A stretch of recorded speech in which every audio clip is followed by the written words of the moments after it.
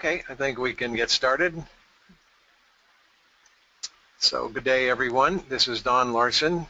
I'm the CEO of Larsen Software Technology, and welcome to today's presentation, which is going to be a case study of MacLean Engineering on how to transform CAD data for technical publications. The agenda that we'll be following today is I'm going to give the first part, which is going to be an introduction, just some of the housekeeping rules, and a little background on Manufacturing Day, the company overview, a slide presentation, which will be the body of our presentation today, and then we'll accompany that with a live software demo and a wrap-up with a summary and some closing information.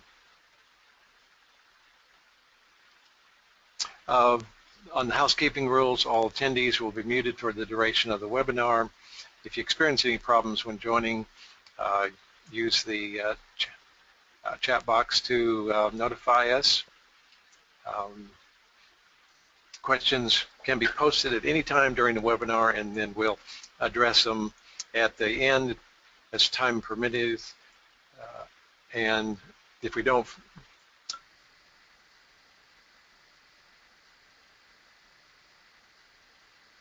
of handouts, we've got a green arrow there drawing your attention to handouts that you can download online. You just grab the icon and drag them to your desktop, little PDFs with more background information on today's webinar.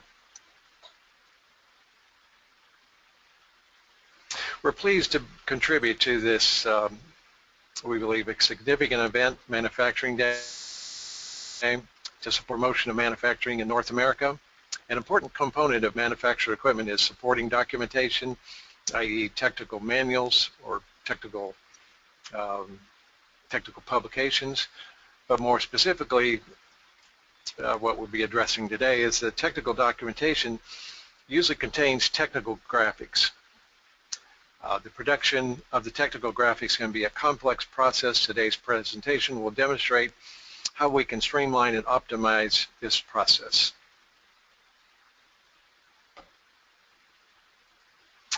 For those of you who are not familiar with Larson Software Technology, we're based in Houston, Texas. We were founded in 1984, and for that we founded it in our, early on we started working with the CGM standard, so we've been experts in the CGM and CGM technology for over 30 years.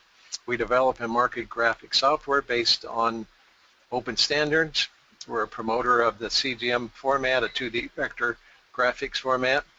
And we back that up with providing a free CGM viewer called VisX Reader, which you can download from our website. Larson products are used in technical publishing and aerospace defense, in heavy manufacturing, where they're used to create and maintain and deploy technical graphics. So that said, I'm going to turn it over to Dave now for the body, the main part of our presentation. Thank you, Don, and good morning, good afternoon, or good evening, wherever you might be today. Just to give you some background on the company that we're using as a case study. Obviously, this is a manufacturing company, and we thought this would be a really good contribution, although virtual, to the Manufacturing Day. As Don mentioned, this is something that's specifically for North America, but as we all know, that one of the key components of manufacturing is supporting the equipment with technical manuals. So, and this is the case with MacLean Engineering. They're based in Canada, and they specialize in the design and manufacture of equipment, mechanized equipment. So it's very complex equipment. You can see a picture in the bottom right there of a kind of typical piece of equipment that they manufacture. So their target market is underground mining, and they also supply to commercial and municipal sectors. So MacLean products are always supplied with a comprehensive suite of technical manuals. So this will be kind of operators manuals, maintenance, and spare parts manuals as well. So the full suite of manuals. But one of the key components of those manuals is the technical graphics. And currently, MacLean manage over 30,000 technical graphics as part of those three product manuals. And the other thing they have to take into account is that they have three languages to support, and some of those graphics contain the languages themselves, so words in Spanish and English and French. So what they have to do is actually finish up creating 90,000 because they have to have the three languages to support as well. So a lot of illustrations to create, transform, and then manage and deploy. So quite a big task. So what's the objective today? The objective really is to focus on that technical graphics production process. And we're going to demonstrate some of Larsen's products to do that. And this is a real life kind of demonstration. This is how they actually go about it. As part of the process, what they do is they actually optimize the transformation of the data, and it's from 2D and 3D CAD data. And we're going to describe what those systems are, but also show you how they go about the transformation, the actual software being used. Also, value is added to the graphics as they're transformed because MacLean not only deliver paper still, but they deliver an interactive manual. So, for instance, spare parts manual has some interactivity to allow the user to click on graphics and identify parts. And as I said, all the data we're demonstrating today is used with the permission of MacLean Engineering. It would have been nice if we could have got somebody on today, but it wasn't possible. Just to give you a perspective of what they're doing from inside the company, but unfortunately we couldn't make that happen. So a bit of an introduction to technical graphics.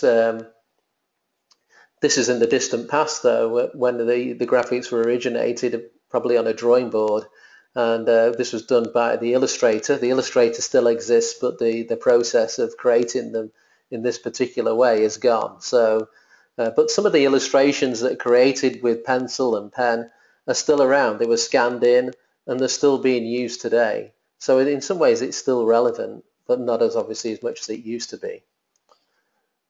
So what's the process today? It's mainly obviously electronic. Technical graphics are usually generated and revised in an electronic format, but possibly they are a scan of an old illustration. The most likely starting point, though, that we've discovered is now probably from a CAD system. Even probably 10 years or 12 years ago, this was something that didn't happen, mainly because the technology wasn't there, but also the processes within a company weren't really there either. So now it's very common to reuse data from a 2D or 3D CAD system. It may seem straightforward, actually, just to take the file straight from the CAD system into the publishing system. But what our experience is that it doesn't really usually cut it, because there's usually some kind of optimization has to go on to remove certain pieces of data from the CAD file or to add things to them after they've been converted. So the scenario we're going to present today is both from a 2D and a 3D CAD system. And it's real company data, as we mentioned earlier, and processes.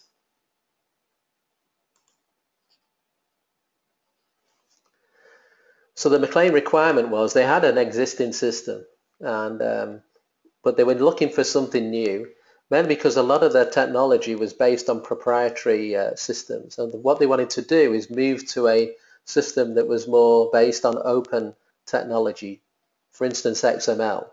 So this would give them a more structured feel to their information, make it easy to manage, and also to deploy in different formats. So we can't really go much into XML today, not really the time, but basically we'll give XML, creating it in XML will give you the opportunity to have a single source of information and then output to different formats, such as an interactive manual on the web or to paper from that same source. So this was a big step for MacLean, and they did a lot of research into this, and they finished up choosing probably a standard that's not widely used in commercial areas called S1000D. It's mainly used in the aerospace and defense industry. but it is really ideal for complex equipment, which is what they've got. And the advantages it provided were that they'd have like a modern and a granular system to control the process of delivering their technical publications. Certainly S1000D is not for everybody, but MacLean are the kind of case study here that you can adopt it. Really any size of company can adopt it, and it doesn't really matter what kind of industry you're in. You can still use it to your own purposes. At one time, one of the sticking points for actually using the specification was the tools that you would use were very expensive, but these are now a lot more affordable. They're off the shelf, so it's much more of an easier thing to do, but also a cost-effective thing to do. So what were their objectives in doing this? The main thing was to replace that system and get rid of some of the proprietary systems they had in-house. But they still wanted to reuse the CAD data that had been generated from this case SolidWorks and Autocad. So they have both 3D and 2D data. But they also wanted to reuse some of the information they already had that was non-proprietary. So they wanted to have a halfway house. They wanted to get rid of the proprietary but still use some of the processes that they had already. So they didn't want to kind of reinvent the wheel. So they decided to use the S1000D specification, and in doing that they chose the CGM computer graphics meta file format as their way of actually managing, converting to and delivering their illustrations or their technical graphics. Again, as with XML, can't really go into CGM today in too much depth, but if you want to learn a bit more about the format, you can visit the website cgmopen.org. You'll see there that there's a lot of information on the site about the format and the advantages of using it. Again, you might get the impression that it's only for certain industries, but that's not true.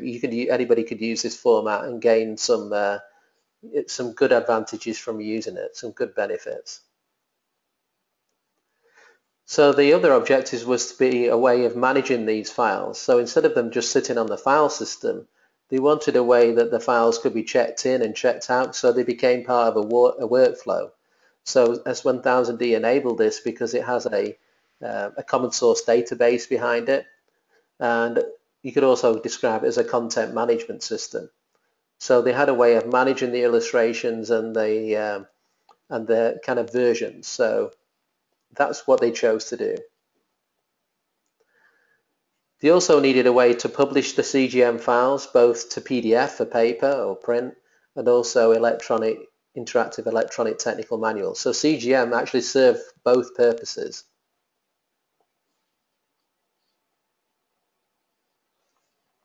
So the solution they chose was Larson software technology for the graphics side, but also they chose another supplier, ADG, Absolute Data Group, to do the publishing side of the house.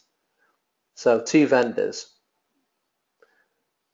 So Larson obviously focused on the graphics side, but that's what will be our focus today in this presentation. We will not be showing the data management side. There is a webinar available that we can put a link into in our mail out at the end or in the next few days that gives you a link to some of the other information we have. There was a webinar conducted by ADG where we did show the whole process. So that can be seen, but not in this particular presentation. So just a bit of a diagram just to explain the process and what we're going to show today. So we've already mentioned SolidWorks. So we can see the SolidWorks on the left-hand side. And from the SolidWorks, so this is a 3D system. What the previous process was doing was exporting these out as a TIFF file. And the TIFF file, so in other words, a raster file. So they were taking kind of a snapshot of the 3D file in a certain view and then pouring that into their older system. So we do realize we realize that 3D data could be taken out, but what it wanted to do was actually maintain old parts of the system because they were working well, and it took investment to actually take a 3D file then and project that. So we maintain that part of the process. The other is AutoCAD. The other CAD system is AutoCAD, and from this we take 2D DWG files, so vector files from the AutoCAD system. So both these files are poured into the repository, or if the transformation engine VisX Transform, which is the Larson product.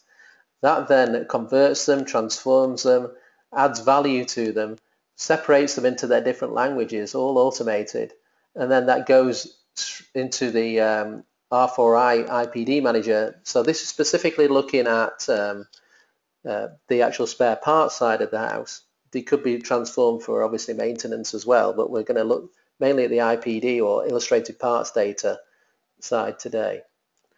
As I said, we won't be focusing on the right hand side of the piece. We're just going to focus on the graphics today. So just to break that down a bit further, what we have to do, or what the objective was to take the CAD file, then transform it, create 3 different illustrations for the different languages, so English, French and Spanish. But you can see on the right hand side that all the extraneous data, so all the legends, all the boards in this is the 2D file, has been removed, and we're just left with the illustration. But also what you don't see here is that the call-outs have been hotspotted automatically as well as part of this process. So it's not only converting the file, splitting the file into its separate languages, but it's also adding hotspot value, all in an automatic process.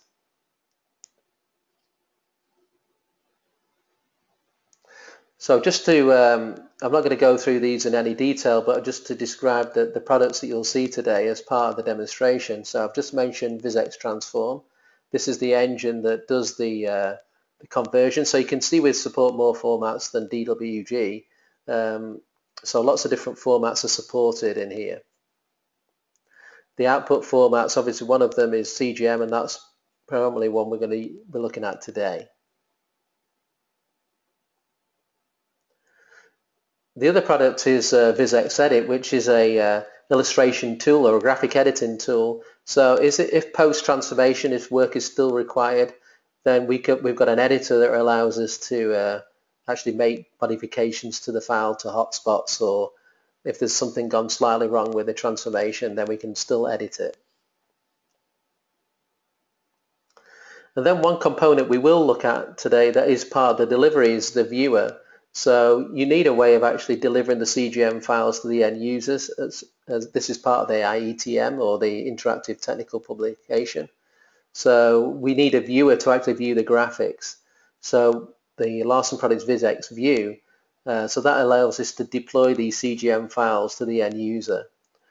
Brand new to the market over the last month is VisX View HTML5, which basically eliminates the need for a plugin within the web browser. This was always a kind of something that IT people didn't like, that because it was based on ActiveX, which is composed security risks. So Larson have recently eliminated this and created a viewer that's native to HTML5, which means there's no plugin and it will work on Apple iOS and other platforms as well. So big step forward for CGM for viewing. So in that, what I'm going to do is now move over to the demonstration. As I said, or Don said at the beginning, please post your questions if you have any. We'll try and answer those at the end of today's presentation. So this is going into the demo mode. We're going to show you the software. This is VisX Edit. So what I want to actually do is show you what the file looks like before we actually transform it. So I'm just going to pick on this particular example. It was one that was in the slides. So before we open the file, VisX Edit gives us a view into the DWG file. So it's showing us the layers. We can see the layers here contain some of the languages. So that's useful for a start, because that means we can separate those out a lot easier. So we can see the French and the Spanish, and we can also see there's like a title block and so forth. So we could eliminate these at this point, but I want to show you the file as it comes in kind of a raw format. So here's the DWG file. We can see the illustration here, but you can hopefully see that it's a bit kind of blurry down at the bottom here. So let's just move this down. You can see also on the right. That's because all the languages are one over the top of the other because we brought all the layers in. So the objective of the transformation process is to separate these files out into individual illustrations where they're different languages. The other objective we're going to have is to actually hotspot these numbers, so these callouts automatically as well. So at the moment they have no property with them for a hotspot. To do this manually would obviously take some time. So what we're hopefully going to do is show you how to do this in an automated way. So I'm just going to close this down. I'll just double check you are seeing this okay, which you are. Good. Okay, so this software now we're looking at, the different window, and this is VisX Transform. So this is the software that's being used to actually convert and transform the files, add the hotspots, separate them into their different languages. On the left here, we're just looking for an input directory. So this could be something. Again, we could automate this further. It could be a manually done, or we could actually do it on an automated way as well. So it just looks at the directory, sees something comes in, and then converts it. But here we're just going to do this manually. And that's, sorry, just going back to MacLean, they actually do that. They've automated this process totally. So DWG is the 2D format we're looking at. It's one of the files we've just seen is in this list, which is down here. So what we're going to do is convert that, add the value to it, add the hotspots to it, remove everything we don't need. So what I need to do is just, all these files are in this particular directory. I'm going to add all of them to here, and then I'm going to choose my output directory on the right hand side. So it's just going to, once they've been converted, it's going to put all those files into this particular directory. Now I need to look at my settings. So what we've done is you can actually create settings that you can load. You can see here we can save settings and load settings. So these are the settings that for the DWG file that have been preset for this particular project. So you can see here languages to extract corresponding to layer names. So we can see English, French, and Spanish. So these settings are all done. Once they're done once, so you don't have to keep redoing them. We can just open them, and then we're going to use those particular parameters for this project. So you could have different projects that have different settings. Okay, so let's just go to the process itself. So all these files are ready to go. I just need to click Start, so we can see there's 86 files. So let's just start it. Just take a few minutes because we're going from 86 files, obviously timesing that by 3, to actually have all the languages. So it does take a few minutes just to process. Some files bigger than others obviously will take longer to actually do the process. So, but it's still fairly quick, and you could obviously do this in the background. You don't have to sit watching this. So we're getting a readout here of when they're complete. And also if there's any errors, we've actually had an error at the top here, then it will flag that up for us. So we keep going through. Once it's complete, we can look at what the error was and see if we can rectify that and go back and change it. So the good thing is, even though it finds a file with an error, it still continues on the process. It doesn't kind of stop at that point. And so we come in the morning when we processed it, and like it stopped at actually converting graphic number 3, and none of the others were done because it actually halted at that point. So it just continues on, registers the error, and then you could go back and subsequently address it. So we're getting up to 10 to go. So you can see what we've done, and it's just stuck at 78, but we're going further. So you can see that it's a fairly quick process, 86 files, and obviously I'm not on I'm on a laptop here. It's not the biggest and heaviest processor in the world. So we're now complete. We go to the logs and we can show the errors. So we only had one error on this DWG. If I double click on it, it will show us what the error is. So it had an exception. It was an invalid group code. Obviously, that will mean something to probably the engineering people who exported the file. And then we could rectify that and obviously redo that particular file. Okay, so that was the process complete. You go back to the files here. We can see that we get a visual readout that these actually worked, and then we have a red cross by the one that didn't. So I'm going to go back to VisXedit. So if you remember, we had this particular file. What I'm going to try and do now is open the files that have been converted. So I just now need to go to navigate to where that file is.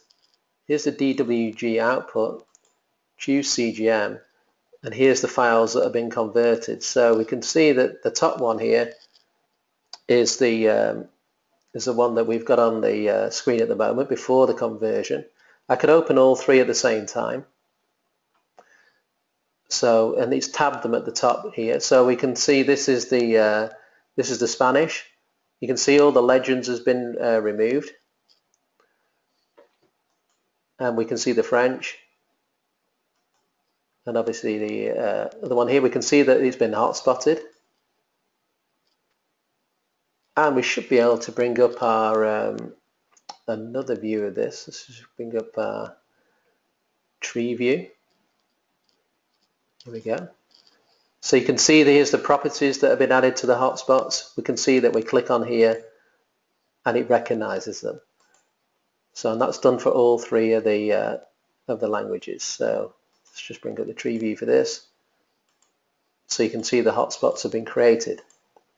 So that all took just a few minutes to do. You could imagine how long that would take, you know, in a manual method. So this is one of the reasons that MacLean actually adopted this system to try and automate their graphics production process, obviously save money and quicker time to market of their equipment, but also their manuals. So I'm going to go back to VisX Transform at this point and say the other format was TIFF. You remember TIFF was coming from our 3D side. So I'm going to just remove these files. And I'm going to choose the directory with the TIFF files in. So these are raster files, so that we projected the 3D image to a 2D raster image. It was just the way that it was done previously, but we decided to kind of maintain that at the moment. Again, I'm going to add all the files, same process, just change the directory to TIFF output. So if we think back to VisXedit, we'll have a similar kind of scenario here. In fact, I could just switch back a second. And I'll just close these down. What I should be able to do is open the, let's just open one of the TIFF files. We could have a look at it before we transform it. Oh, that's the output directory, sorry. So here's one of the TIFF files. So when I say TIFF, it's a raster image. Not quite as visible, but you can see that we've got the image here. This is a 2D from the system, but there is 3D as well. But you can see that there would be hotspotting going on here. Again, no hotspots. So again, that's going to have to be added during the transformation process. So I'll just go back to VisX Transform. So settings wise, this is, again, we're recognizing it's TIFF. We're going to do certain kind of cropping and thresholds. So again, we've done some samples of this to get the best output from the TIFF file. And we'll start the process again. All the TIFF are ready to go. So same as before. And let's just start that up. It's actually started at the top.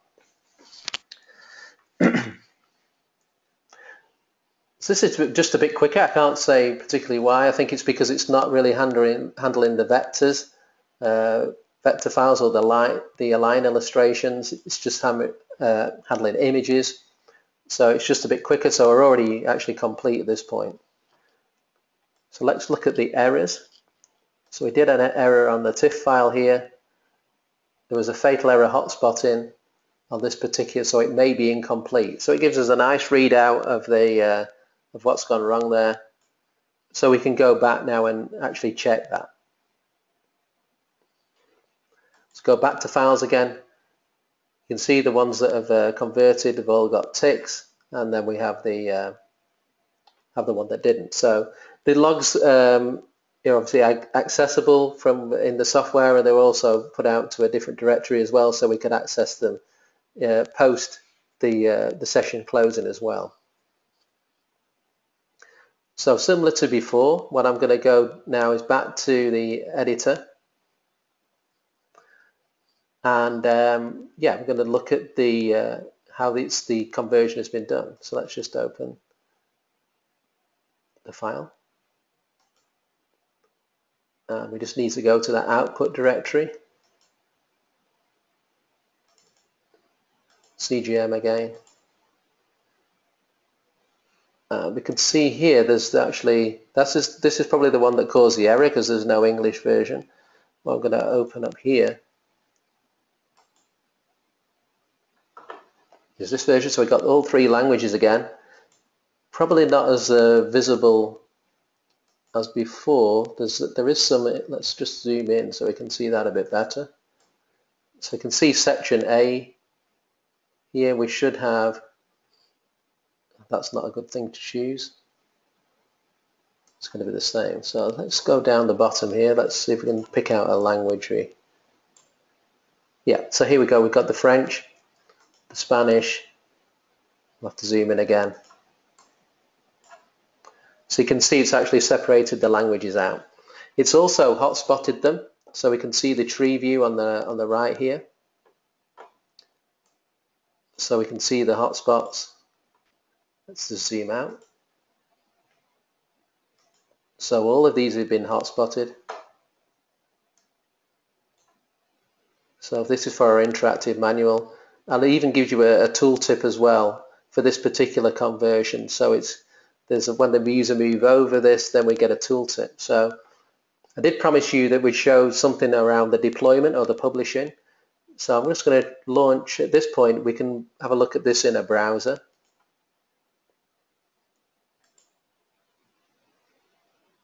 So I'm hoping you can see that. Let me just double check. Yeah. Okay, so when we move over, you can see that there's a tooltip. Let's just make that a bit bigger.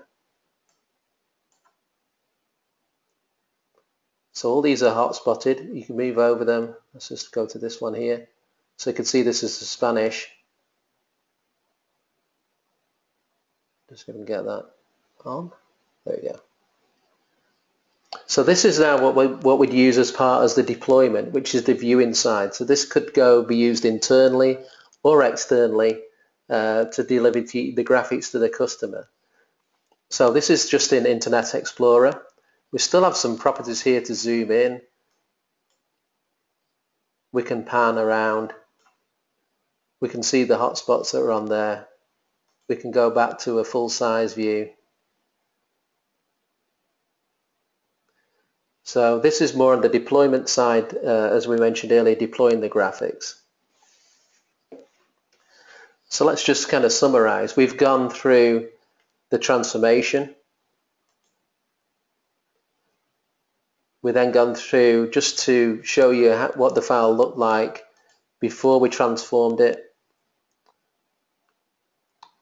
And then we've got the ability to deploy it with the viewing technology electronically. Obviously it's print, it's different, but we've converted those files successfully. We can use them for print, we can use them for electronic delivery.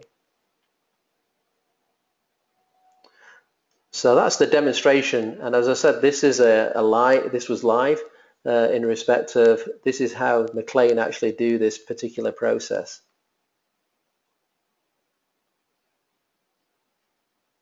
So just to summarize, technical graphics I think you'll agree, are a significant part of the technical publications process. But creating them can sometimes cause issues in the respect of this transformation and conversion of data. And this is only just one particular scenario we've looked at today from MacLean. A manufacturing company that has to create publications to support their machinery, and they have to do that in a cost-effective way.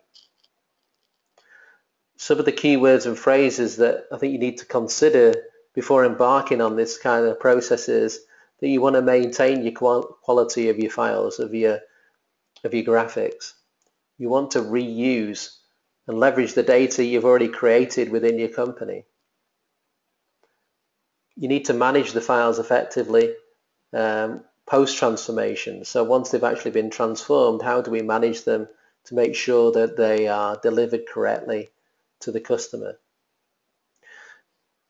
Key one is cost effective. We need to decrease that time to market, but also decrease that time that we actually are doing to create the graphics in the first place. So you need to return the investment on the software that you're using to do that. The graphic files really need to be valid, and the fact that they're in CGM means we're in an open format, which is a good thing in itself, because it means that for any reason, if a system goes off the market or a piece of software, that we can move that file somewhere else. And this is one of the things that MacLean really wanted to do. They were in a very proprietary format that meant, and that system was going away, and then they had to find a way to get away into another system, which was quite a big investment for them to do that, and they didn't want to fall into that trap a second time. And then they wanted some consistency in their graphics as well. So they wanted line weights to be consistent and the format to be consistent. So I think that actually summarizes what we wanted to contribute today to Manufacturing Day. This is just one way of creating graphics. There are obviously many others, but this is a really nice automated way of getting your publication or your technical graphics into your publication. So just to close, we'll obviously take some questions in a second, but if you can discover more information about Larsen technology at cgmlarsen.com. There's a link to a recording of the webinar will be sent via email, probably early next week. All the materials you see today will be available at SlideShare. So if you want to make a note of these, please do, but we will be sending you further information in an email, so with the links. If you want some news about Larsen, then you can follow us on Twitter, where we tend to put the news feed. Don't tend to put the news on the website anymore. It's usually on LinkedIn or it's in Twitter. Our next webinar you might be interested in is we'll go into more detail about VisX Edit, which we showed briefly today, about its editing capability of technical graphics. So that's on October 28th. It's on a Wednesday, which is our usual day for actually doing webinars. Obviously Friday was Manufacturing Day, so obviously we were actually had to do it today. Also, some other information, you might have downloaded them already, but we had our CGM infographic and also the case study itself. So they were available as handouts. I think you can still get to them at the moment. I'm just looking if we have any questions, and in fact we don't. So that's so we nothing really to answer at the moment. We hope you've enjoyed the webinar today. I will actually I'll close the presentation off. So thanks for participating in today's webinar. You've also participated in Manufacturing Day at the same time, so thanks for supporting that event, and we look forward again if you can attend another webinar in the future. So thanks everybody for attending today.